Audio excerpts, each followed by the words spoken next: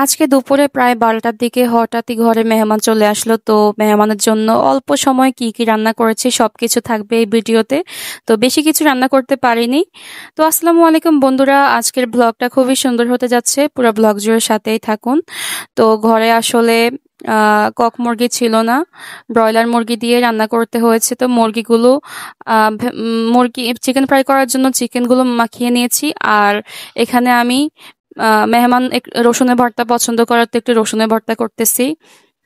আর এই ভর্তাটা খুবই সিম্পল করা, পেঁয়াজ আর রসুন আর একটু লবণ দিয়ে একটু ভুনে নিয়েছি। তারপরে এখন দিয়ে দিব মরিচগুলোকে আগে একটু পানি দিয়ে গুলে নিতে হবে। এই যে পানি দিয়ে সুন্দরভাবে গুলে নিচ্ছি। তো এটা একটু স্টিকি হয়ে গিয়েছে, আর একটু পানি দিব। এই তো আর একটু পানি দিয়ে তারপর আমি এখানে ঢেলে দিয়েছি। তো এই তো দেখতেই পাচ্ছেন ভর্তা প্রায় হয়ে গিয়েছে, আর একটু ভুনে নিতে হবে। একদম ব্রাউন কালার করতে হবে, সরি, একদম লাল লাল কালার করতে হবে এগুলোকে।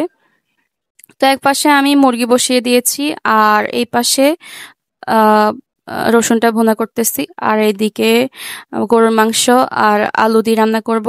তো ফ্রিজে যা ছিল তাই রান্না করতে হয়েছে, কেননা দুপুরে তো কোথাও দোকান খোলা থাকে না যে মুরগি নিয়ে আসতে পারবো। তো এদিকে গরুর মাংস বসিয়ে দিয়েছি। এই তো গরুর মাংস রান্না বসিয়ে দিয়েছে, আপু বসিয়েছে, এখনো পেঁয়াজ দেয়নি, সব মশলা দিয়ে মাখিয়ে নিয়েছে আগে। আর এদিকে রসুনের ভর্তাটা এখনো হচ্ছে।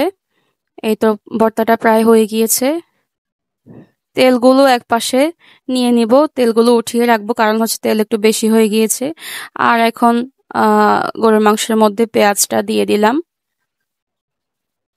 এই তো ভালোভাবে এগুলোকে এখন ভুনে নিতে হবে, ভালো করে ভুনা করতে হবে, কষিয়ে নিতে হবে।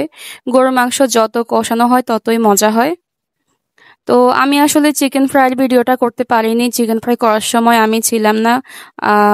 ভিডিও কাউকে করতে বলেও যায়নি, তো এই জন্য ভিডিওটা করতে পারেনি। তো এদিকে এই তো আহ, গরুর মাংস কষানোর পর এখন পানি দিয়ে দিয়েছে। আর এখন ডাল রান্না করবে। এই যে অল্প একটু ডাল রান্না করবে, কারণ এখন বাসায় আমরা কেউ ডাল খাবো না, তো এই জন্য মেহমানের জন্য অল্প একটু ডাল রান্না করেছি।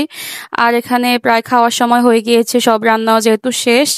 তো আমি এখন শসা, পেঁয়াজ, কাঁচামরিচ এগুলোকে কুচি করে সালাদ বানাবো।